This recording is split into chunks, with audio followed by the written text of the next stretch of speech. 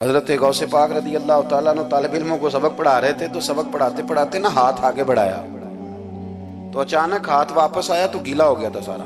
تو تھوڑی دیر کے بعد ہی بندے پہنچ گئے.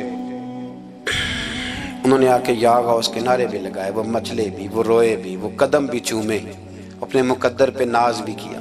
شکر ہے اللہ کا، اللہ نے ہمیں آپ کا غلام بنایا، شکر ہے. تو طالب علموں نے پوچھا ہوا کیا؟ کہنے لگے کشتی میں بیٹھے تھے تو ڈوبنے لگی تھی. ایک تاجر تھا تو ملک شام جاتا تھا اکثر تجارت کرنے کے لیے، مال کما کے لاتا، غریبوں کی بھی مدد کرتا. تاجر شیخ حماد کے پاس گیا، کہنے لگا میرے لیے دعا کر دے، میں جا رہا ہوں سفر کے لیے. تو انہوں نے کہا میں صبح بتاؤں گا. استخارہ کیا صبح، کہنے لگے نہ جانا، تیرا مال بھی لٹ جائے گا اور تو قتل بھی ہو جائے گا. وہ بڑا پریشان ہوا، حضور غوث پاک کے پاس گیا، کہنے لگا حضور، اور جب میری آنکھ کھلی تو میں اسی وقت ہی رخت سفر باندھا، سر پٹ گھوڑے دڑائے، کچھ رات کو کچھ دن کو، سویرے بغداد پہنچ گیا. کہتے خیال تھا کہ پہلے غوث پاک کے پاس جاؤں گا، لیکن پہلے شیخ حماد سے ملاقات ہوگی. نبی پاک صلی اللہ علیہ وسلم نے فرمایا اگر تم چاہتے ہو رزق بھی بڑھ جائے، عمر بھی لمبی ہو جائے، ایک آدھ بات حضور غوث پاک کی عرض کرتا ہوں. حضور غوث پاک رضی اللہ تعالیٰ عنہ نے نا نبی پاک صلی اللہ علیہ وسلم کی اتباع میں وقت گزارا ہے. کچھ بندے اللہ کے بڑے خاص ہوتے ہیں. حضور غوث پاک رضی اللہ تعالیٰ عنہ کو اللہ نے اعزاز عطا فرمایا، شان عطا فرمائی کہ غوث اعظم درمیان اولیاء، جو محمد درمیان انبیاء.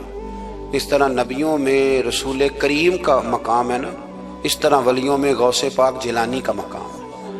حضور غوث پاک رضی اللہ تعالیٰ عنہ کو اللہ نے کئی اعزازات دیے. سب سے بڑی بات یہ کہ اللہ نے انہیں کرامات عطا کی. کرامت دین کا پورا ایک حصہ ہے. ہمارے یہاں نا لوگ کہتے ہیں اخلاق بیان کریں جی، وہ کہتے کیا تھے؟ کرامت کیا ہوتی؟ بھئی کرامت تو قرآن پاک نے بیان فرمائی. آصف بن برخیہ جناب بلقیس کا، ملکہ بلقیس کا تخت لائے تھے.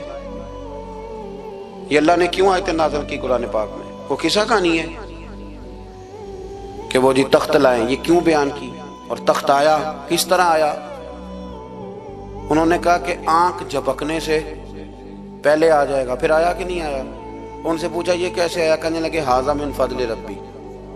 او سنگیو، صرف حضرت سلیمان علیہ السلام کا امتی تخت لا سکتا ہے، نبی پاک کا غلام نہیں لا سکتا. یار آپ نے کرامت کا انکار کر کے اپنے آپ کو کمزور کر لیے.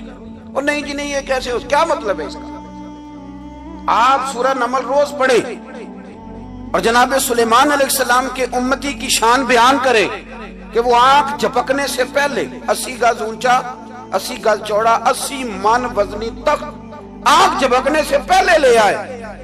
کسی بندے کا ایمان خراب نہیں ہوتا. اور میرے غوث پاک جیلانی، یہ وہ بندے ہیں جن کے بارے میں نبی پاک نے فرمایا کہ میری امت کے علماء بنی اسرائیل کے نبیوں کی طرح ہیں، امتیوں کی طرح نہیں. کن کی طرح؟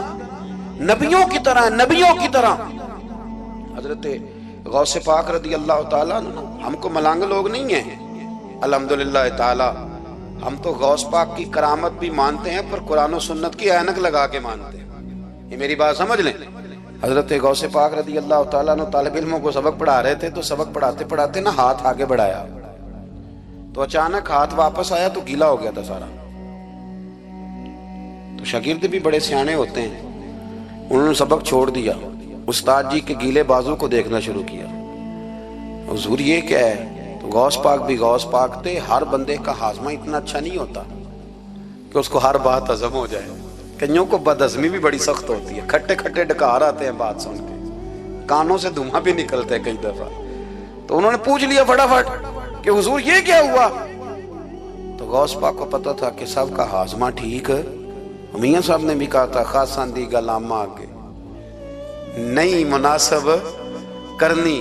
اگلا شعر میں نہیں یہ پڑھنا کیونکہ زیادہ ڈاٹ ہے تو میں ادھر ہی رہتا ہوں. اتنا ہی کافی ہے کہ خاصاندی کا لامہ آگے نہیں مناسب کرنی. انہوں نے کہا حضور یہ کیا ہے؟ تو آپ فرمانے لگے تمہارے والی بات نہیں. اللہ اکبر.